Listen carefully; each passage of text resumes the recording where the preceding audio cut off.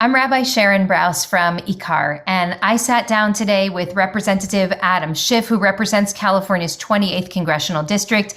He is a legend. He's in his 11th term in the House of Representatives. So we sat down on the cusp of the anniversary of the attempted coup in a time in which all of the alarm bells are sounding, that the end of democracy is a real and present danger. We talked about what Trump's ascendancy said and says about who we are as a nation, about what happened to the Republican Party and why it was so hard for there to be even just a few people who would stand up and speak out against what was happening. We talked about the spiritual crisis in our country, where literally millions of Americans today believe the big lie that the election was stolen in 2020 and are willing to take up arms in order to fight. We talked about the role of a stratified media in fueling a false narrative and maybe the end of bipartisanship in our era. And we talked about the fierce urgency of now. What's at stake in this moment? And how alarmed should we be? And what, if anything, can we do about it? Thank you so much for joining me for this important conversation. I just want to say this book has been my constant companion for the last 2 weeks, and it's been an incredible read. And I'm so grateful to you for putting it all down in writing. And I think for generations, people will be turning to this book to really try to understand what we've all just experienced. So let me just start with a word of immense gratitude to you for the book and for all of your work. I would love in our time to sit and talk together about your Jewish journey. And which you described so beautifully in chapter 2. But January 6th is before us. We are now 1 year from the violent breach of the Capitol. And I've been thinking about how as Jews, we mark time commemorating when our enemies tried to destroy us, whether through enslavement or exile or genocide. And we do that not only to commemorate what we've lost and who we've lost, but also really to make sure that we've learned the lessons of history and that we can pass them on one generation to the next. And so as we come to January 6th and mark this terrible anniversary, we really wanted to take the opportunity to discuss with you with grave urgency, not only what happened to America last year and in the years before that, but also the lessons that need to be learned as we really continue to stand at the edge of the abyss. And I really believe, as you do, that we are facing a dangerous and uncertain future right now. So I am especially grateful to you for helping bring us through this moment, this anniversary, with some really deep awareness of how we got here and what we need to do moving forward. So I start with my gratitude to you for that. Thank you so much. Right back at you. And I think you're absolutely right.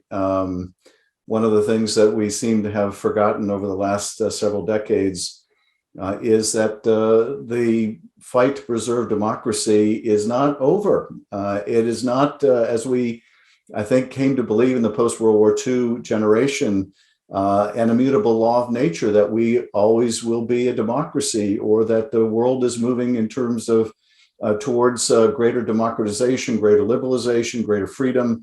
That the moral arc of the universe, as Martin Luther King said, may be long, but it bends towards justice, only to find out at the moment it is not bending towards justice. And there's nothing immutable about that idea.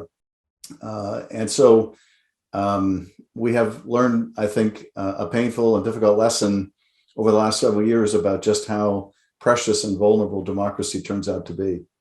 I want to start, if we can. Your book is really a meticulous account of the last 5 years. The New York Times called this a blistering indictment of Trump and his Republican enablers. And we know that in many ways he was unlike anyone who had ever come before, and so much the natural outgrowth of the party and the climate from which he emerged all at once. I wonder if you can just reflect for a moment on what his ascendancy said and says about America.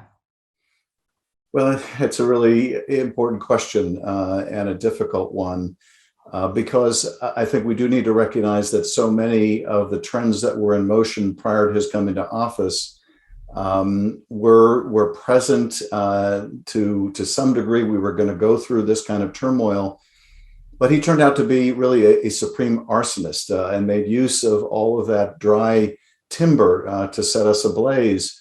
But I think a number of things have contributed to where we are today.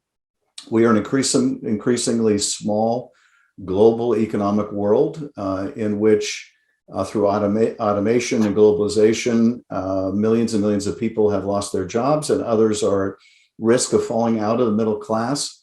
And that has created, I think, a profound and global economic anxiety that demagogues have been able to play upon for years now, which is why we have seen a rise of autocracy predating Trump in places like Hungary and in Poland, the rise of far-right parties in Austria, in Germany and France, the rise of dictatorships or wannabe dictators in the Philippines and Brazil and elsewhere.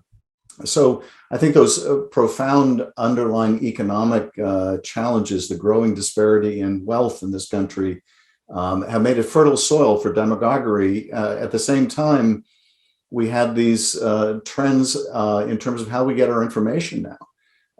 We don't get our information from the same place as we did when I was a college kid and rushed home to see Walter Cronkite's last broadcast, when we agreed on a large body of fact and we agreed there were such things as fact. So these are some of the underlying conditions, but perhaps one of the most important underlying conditions here at home was the nation's continuing struggle to deal with issues of race.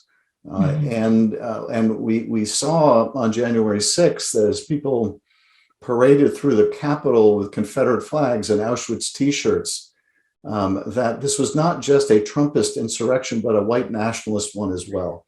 And much as we witnessed after Reconstruction, the recoil that lasted, a century, we are seeing again.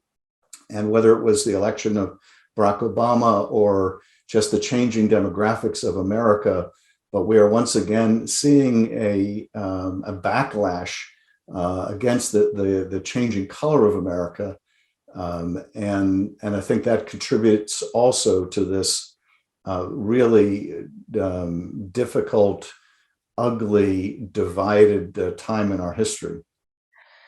Yeah, I'm really glad that you brought that up. I'm sure you saw Barton Gellman's recent piece in the Atlantic, which is, I think, a very important piece. Called "The Next Coup Has Already Begun." Very much aligned with what you're writing and speaking about, that January 6th was practice. And I'm astonished by these stats, but we now know that something like 36% of Americans think that the election was stolen, and among Republicans, it's close to 80% who believe that Biden didn't actually win the election. But what's so interesting to me about what Barton Gellman writes and uncovers and what you're saying now is that he says that the only other common belief among the insurrectionists, aside from that the election was stolen, was that whites are in danger of being replaced by Black and brown people. I mean, that most of the insurrectionists come from counties where the white population's in decline. They believe in the Great Replacement theory, which is this horrible European-style anti-Semitism that's at the heart of the white nationalist lie.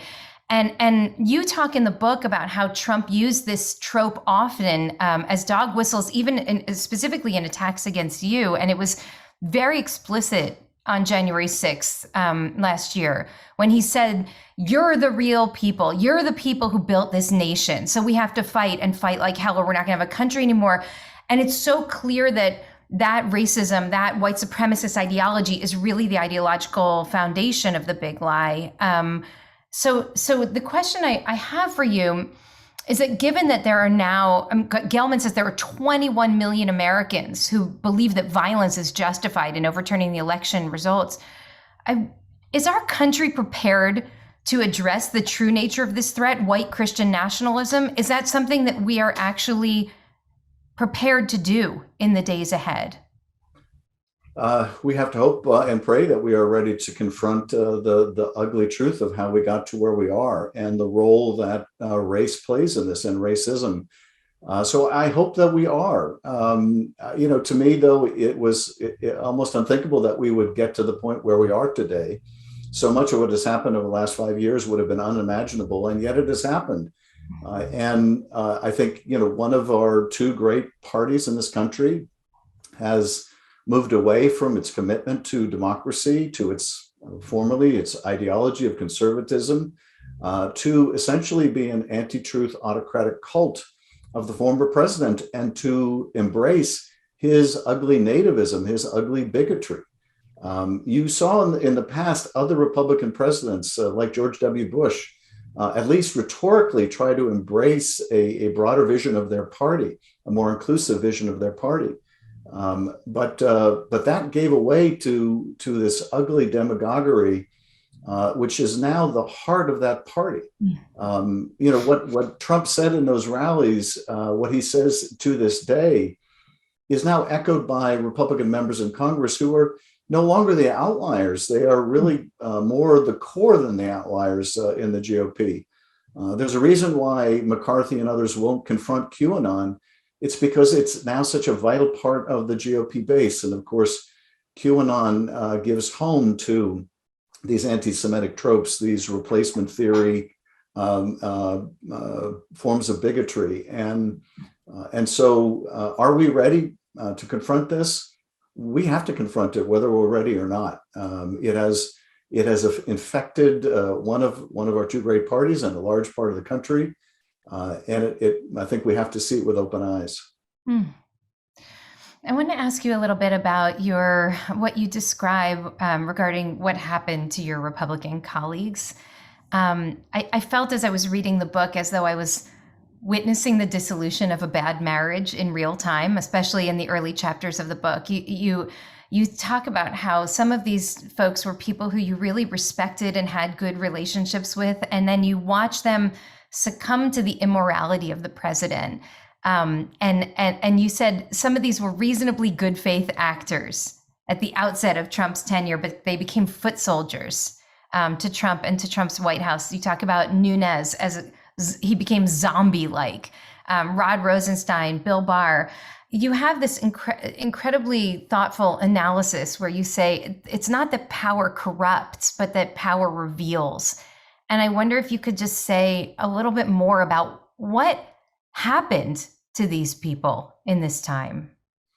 Well, this to me was really something that was untold about the last several years. That is, we knew a lot about what was going on in the Trump White House. But we were not, I think, I don't think the public was as aware of what was going on under the dome of the Capitol and how he found so many people willing to enable his immorality. And you're right, I worked with these people. I admired many of them because I believed that they believed what they were saying.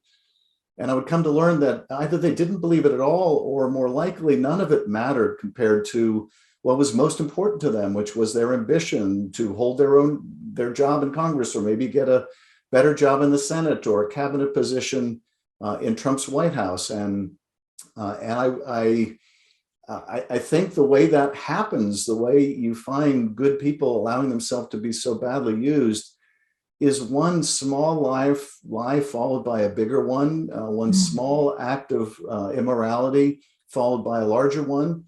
What Donald Trump did over 4 years is he would ask Republicans to come with him with his lies, with his immorality, and one step after another, one smallish indiscretion followed by a larger, until they were so far in, there was just no turning back. They had made their bed and now were forced to lie in it.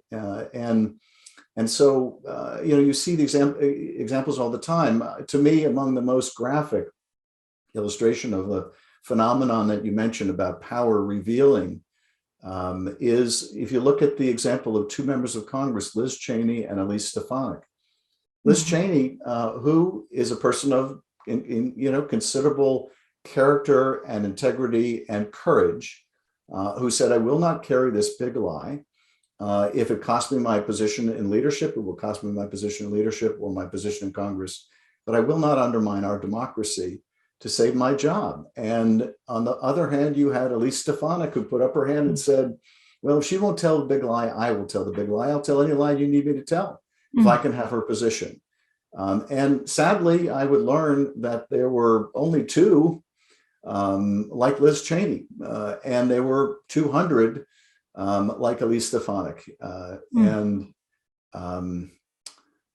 so I think we've learned a lot about people, a lot about particular people, yes, but a lot about human nature. I should say, though, that one thing that really got me through this time is not the stories of capitulation, but the stories of great courage and heroism. The Marie Ivanoviches and the Fiona Hills and the Alexander Vindmans, the people that stood up at the risk of their careers, sometimes facing down death threats when they did so. And one of the things that I found so interesting about this is many of those heroes of this period, like Yovanovitch and Vindman and Hill, were immigrants to this country. Who had a certain ideal in mind about this country and vision that brought them here, that they didn't take for granted, and they cherished, and the love of that ideal gave them strength and purpose, and was part of their character. And to me, it demonstrated how many people who have chosen the United States were not born into this country, but have chosen it because of what it represented, understand the ideals of this country better than anyone. I've many times wondered what could we do so that such that America could live into Alex Vindman's vision of what America is, right? And what it could be. And I remember there was an op-ed in the New York Times, I don't remember who wrote it, right around the time of the election in 2016, I think it was called A Few Good Men. And it was essentially saying it will only take a few good Republicans to stand up and stop the Trump agenda. That's all we need, just a few good people of conscience. And unfortunately, there were far fewer than even the few that we needed. And my daughter Eva became bat mitzvah the Shabbat it was a week after the 2020 election, after the 2016 election. And we talked about the rhinoceronitis, the story from Eugene Ionesco, which grew out of the Nazi takeover of Europe, the whole idea of the kind of spiritual disease that turns humans into hideous beasts because that's what's normative in the culture. And at the end of that play, the one guy who's left is shouting, "I will not capitulate. I will not capitulate." It's Marie Ivanovich. It's Alex Vindman. It's you.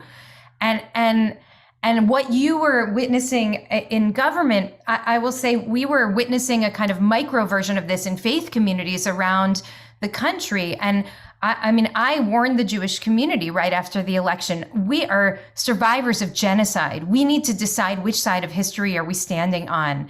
And I know that most of us would never actively support somebody who nods to authoritarianism, but there's a danger that we will accommodate evil with our silence because, it's good for Israel or because of taxes or because of whatever other excuses. And that's incredibly dangerous for us. And I've been equally shocked in the non-governmental spaces to see how quickly otherwise decent, thoughtful people were able to silence their opposition as these injustices unfolded. And I know you're dealing with that every single day in the halls of Congress. You're absolutely right. And I think this has been such a trying time in the faith community. I think it's, very much a similar challenge among the press, where you don't want to be partisan as a member of the press or the faith community. At the same time, if you're going to call out people for lying, for aspiring to authoritarianism, you can't withhold it because of a desire not to appear partisan.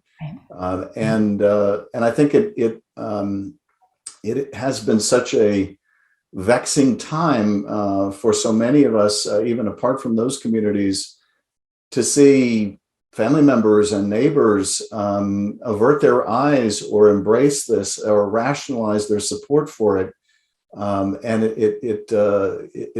I'm sure it has broken up a great many families and friendships and neighborhoods. But this is a time, I think, where we're all called upon.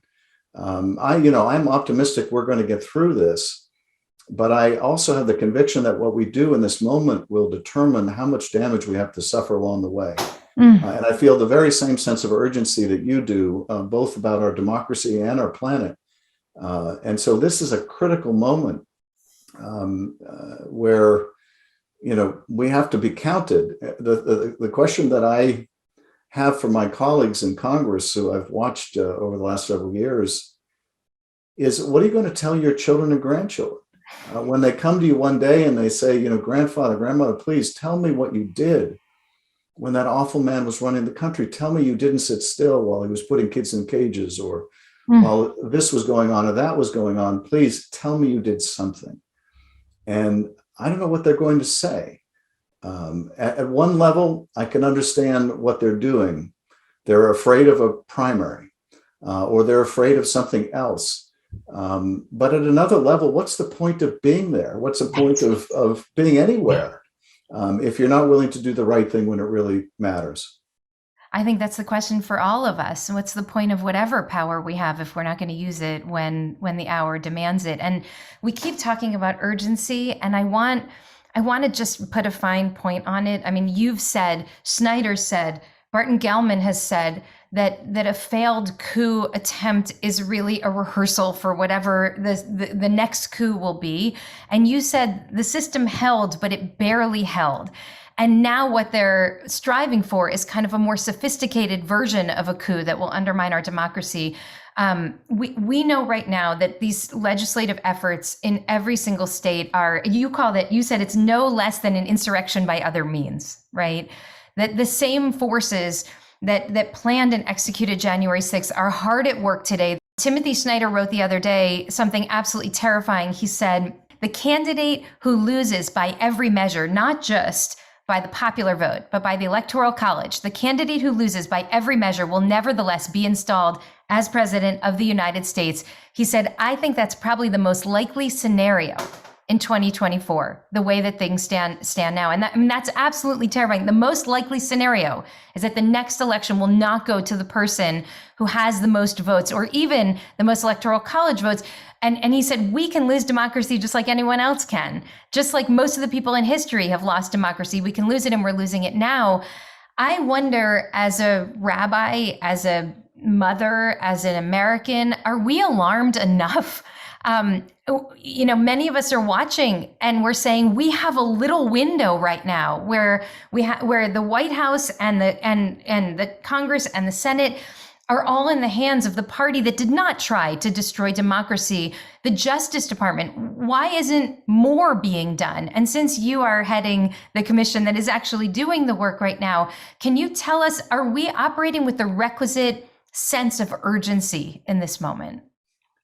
No, not at all. And I would add to what you're saying that the worst case scenario is not that this would-be autocrat wins in 2024, that Donald Trump is elected again in 2024. That's not the worst case scenario. The worst case scenario is that he loses and is nonetheless installed in power. And that is no purely speculative outcome. That could very well happen. Indeed, that is what they are setting up to take place. And I don't know how we can be alarmed enough about this. As you say, and I think that the most vulnerable part of our democracy right now are these efforts around the country to strip independent elections officials of their duties and give them over to partisan boards or partisan legislatures so that they can overturn the election, so that if they couldn't get the Georgia Secretary of State to find 11,780 votes that don't exist, they will have someone in that position next time who will. They are literally driving out of these positions these local technocratic elections officials, driving them out of town, often with death threats, to be replaced by partisans who will overturn or find thousands of votes that don't exist. And so we ought to, as a nation, realize that there is nothing inevitable about the continuation of this experiment that the founders placed such great faith in.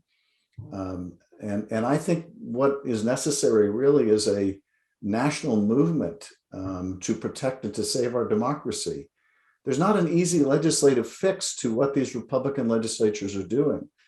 In many ways, they're following the model of someone they hold up now as their champion, Viktor Orban, the wannabe dictator in Hungary. It's the use of the instruments of democracy to tear down the democracy itself. And so how do you respond to that when one party controls those legislatures? Through litigation, certainly, but more importantly, through mass public action and awareness. a mass movement to save our democracy. I think nothing less will protect us right now.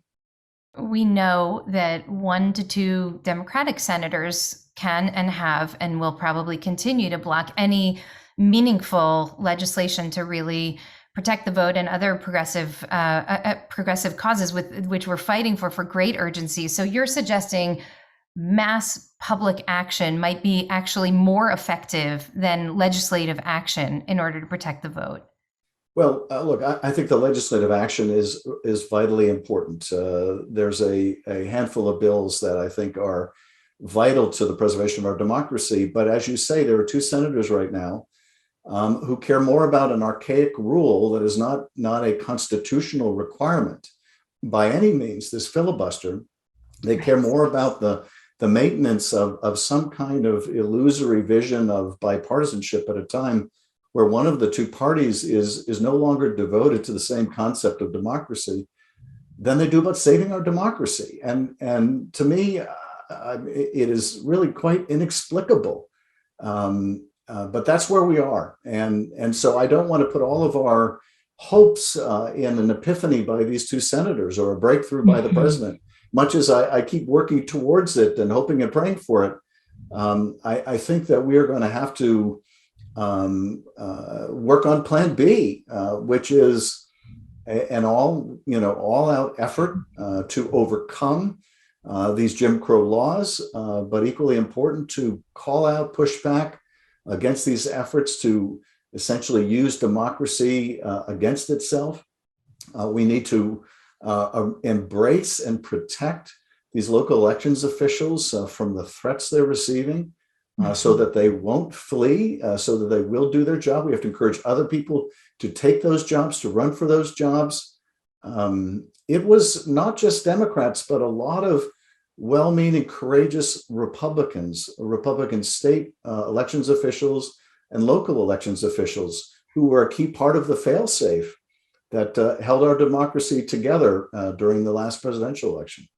And as you said, many of them are no longer in a position where they will have the power to do so in 2024. You wrote that one thing that differentiated Trump's circumstances from Nixon's circumstances was the presence of Fox News and the whole information ecosystem that sustains Trumpism, no matter how corrupt it is. And I think you said that if Nixon had had Fox News, he would not have been forced to resign.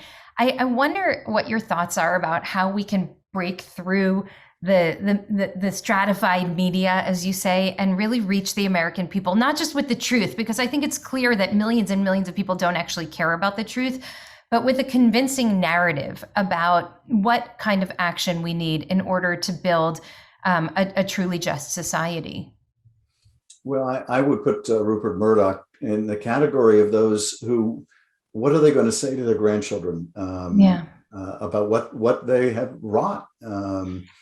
I cannot believe, for example, that Rupert Murdoch does not understand that the election was not stolen. And yet there he is profiting from primetime hours that continue to push these lies and deceive the American people. I guess at least one of his sons decided that he could no longer bear it. But this is one of the most cross-cutting challenges facing the country, which is how we get our information. Part of it is through social media algorithms that choose and curate for us what we see and what we don't see based on what we like and don't like, share and don't share. That has, I think, served to balkanize us, make it more difficult for people to talk to each other, as well as proliferate these conspiracy theories. So how do we break through that? How do we break through the Fox bubble? How do we break through these algorithms? When in terms of Fox, there's really not much of a legislative answer to that. And I think the reality is it's going to happen one-on-one at the level of neighbor to neighbor, community to community. Sometimes that's the only way to get through. And it's really tough. It's really tough. I've become a kind of a human focus group with people coming up to me in the airport. The first two will say, are you Adam Schiff? I just want to shake your hand. You're my hero. And the next saying, you're not my hero. You lie all the time. Why do you lie all the time? And I will look at these two people standing right next to each other and I will say, I know what you're watching and I know what you're watching. Right. And it's not the same thing, because I'm the same person and I can't be both. But sometimes, maybe even most of the time now, it requires us all to engage with our own family members, with our own friends, to have those uncomfortable conversations, because I don't know any other way, frankly, to break through. It's such a powerful message because there's so much social homogeneity happening right now. And I think people are really self-isolating because it seems like our ideological foes are really pose an existential threat to the world that we dream of building. And so what you're saying is very important for us to hear. I mean, the only way that we will be able to affect change is actually engaging people in these really difficult conversations. You talk a lot about the threats that you and your staff and many of your colleagues faced. You mentioned earlier what Marie Yovanovitch and Fiona Hill and Alex Vindman faced. I am astonished by what you've been through and what Eve and your family have been through over the course of the past many years. It should not be this way.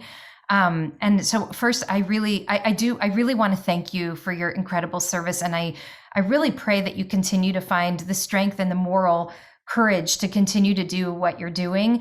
And I want to end with a question about really what gives you the strength to persevere. I will say that, that the book's called Midnight in Washington, and you say in it that you called it that because midnight is the darkest moment of the day. But in our tradition, in Midrash Tehillim, it says, when is it really dark? It's not midnight. It's the moment just before dawn, because the moon and the stars have set, but the sun is yet to rise. And I'm afraid, as I read your book, that we are not in the darkest moment. We're in the moment that precedes the darkest moment. And yet I see people like you who every single day, put on your suit and go out there and fight the good fight. Even when you know that you're up against impossible odds. And so I really want to ask you, what gets you out of bed in the morning? What's the new story that needs to be written for America that you're helping us write right now? Well, the reason why I'm optimistic, notwithstanding considerable evidence to the contrary these days, is there are millions and millions and millions more Americans who love and cherish our democracy than there are those who are trying to tear it down right now. And we cannot allow ourselves to fall into despair. We don't have the luxury of despair. We have to remain engaged. And look, I'd be kidding if I didn't say that some days were a lot tougher than others. And there were plenty of times over the last several years, and there'll be plenty of times to come, where the most I'll be able to do is get up in the morning and say, I just need to get through the day. Just need to get through the day. At the end of the day, I would say to myself, I'm still standing. Sometimes you got to take it that way, one day at a time. But we should take it one day at a time with the confidence that we're going to get through this. We're a deeply resilient country, filled with people, good people, loving people, caring people, devoted to our democracy all over 50 states. And so I think when you're in crisis, it's tough to see when it's going to end. Sometimes it's tough to see even if it's going to end, but this too shall pass. But we have our mission right now. And as you say, Rabbi, and what you said earlier reminded me of something that the speaker likes to say, which is know your own power. We all have the ability to influence our circumstances and those around us. And we can't all be Marie Yovanovitch first through the breach, but we can all play our own role in helping to preserve our democracy at its most vulnerable hour. And whether that hour is now or that hour is still to come, we all have a role to play. And I'm really enormously grateful for the role that you're playing, Rabbi. Oh, thank you so much. I bless you with safety, with health, and with continued strength to do this really, really important work for all of us and for our children. Thank you so much for joining us. If this is your first time with IKAR, I invite you to check out our website for more content, www.ikar.org. You'll find all kinds of interesting sermons, learning, conversations, guest lectures there, and we hope to one day even encounter you in person. Be well, stay healthy, take care.